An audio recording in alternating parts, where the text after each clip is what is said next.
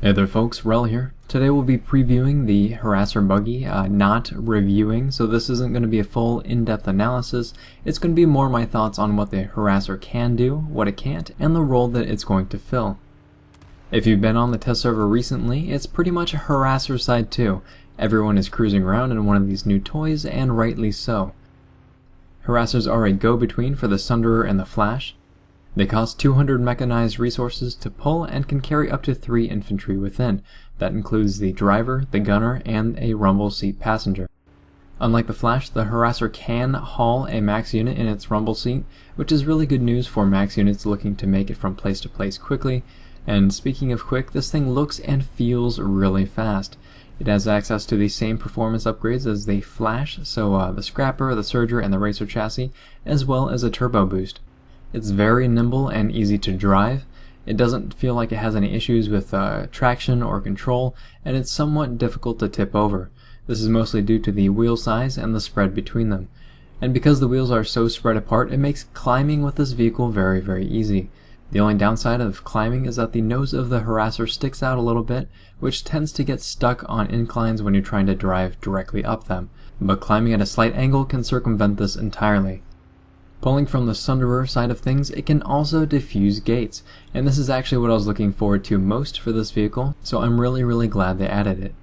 As it stands, Sunderers are the only vehicles able to defuse gates, and that's great when you want to load them up with a lot of angry max units, but they're also very clunky vehicles that are easy to pin down and take up a lot of space. The Harasser's gate diffuser allows smaller parties to make it quickly through enemy lines instead of being seen as a high priority target from leagues away. It's an outstanding complement to gate crashing, which is a great tactic that isn't employed nearly enough, and this is due mostly to the extremely long cooldown and high resource cost of Sunderers. I mean, why would you gate crash with a Sunderer when you can be using it to refill ammo, heal up friendly vehicles, or create an advanced mobile station? The main benefit of using a Sunderer, of course, is the number of troops you can hold, so this will still remain viable for bigger platoons, but for smaller groups the Harasser fits the bill. Anyway, the Harasser has heavy armor, but not a lot of life, and that means that it doesn't take damage from small arms fire, but it can be destroyed pretty easily by enemy rockets. What's also great about the Harasser is that unlike the Flash, the driver and the gunner are completely protected from enemy fire. The rumble seat passenger, however, can still take damage. You cannot pull a Harasser from a small outpost console. It's got to come from a console that also can pull lightnings or main battle tanks. I'm not sure if this is going to make it into live that way, but I'm also not sure how it would make sense as a design choice. Harassers already have a pretty substantial cooldown, upwards of 12 minutes I think, base, and it goes down to 5 minutes when fully sorted. They have a sizable resource cost at 200, and they have access to 1 secondary weapon opposed to the Sunderers 2, and they die pretty easily. So it seems to me like it would make a lot of sense if the Sunderer could be pulled from outpost consoles instead of being pigeonholed into the Flash or Sunderer. And if there is a concern that the Harasser would devalue the Flash, I feel that that's somewhat unfounded. Flash units are still smaller targets than the Harasser. They have a weapon that can be manned by the driver. They have access to the Wraith Cloak and the Scout Radar, and most importantly, cost next to nothing for resources. And they also have a very short cooldown. So you're always going to see Flashes more than you'll see Harassers, especially when getting from place to place. All factions have access to faction-based weaponry, as well as the nanite system secondaries. Vanu get the SAR and HRB, and the light PPA, which by the way does not suck. It's just not as good as the Bulldog or the Fury that the Harasser also have access to.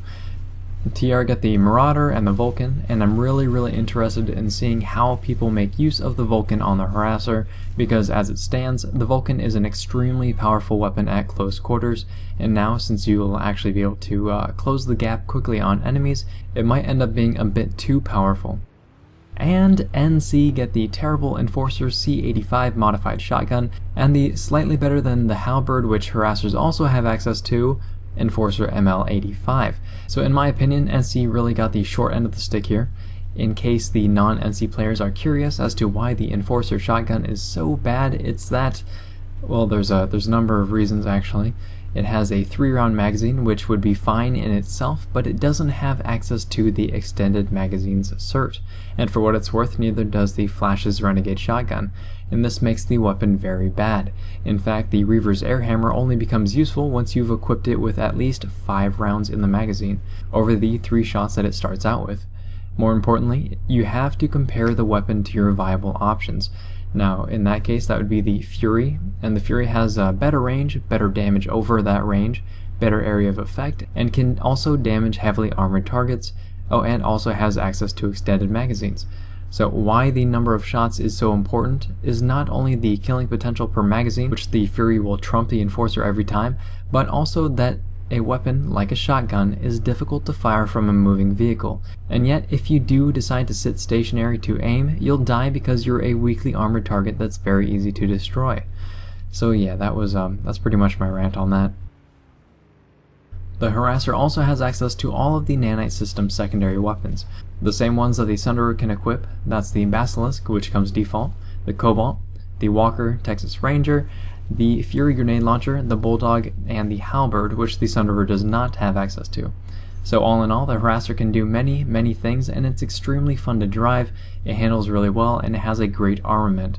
It can carry max units, which also act as secondary heavy weapons, and it will fill a cozy little niche between the Flash and the Sunderer. I really look forward to sorting this thing up once it goes live, and I also look forward to giving you an in-depth review once the thing has been out for a bit. If this video has been interesting or helpful, please feel free to like, subscribe, and tell your friends about the channel. And if you have any questions or thoughts, just drop them in the comments below. Thanks very much, folks. We're all signing off.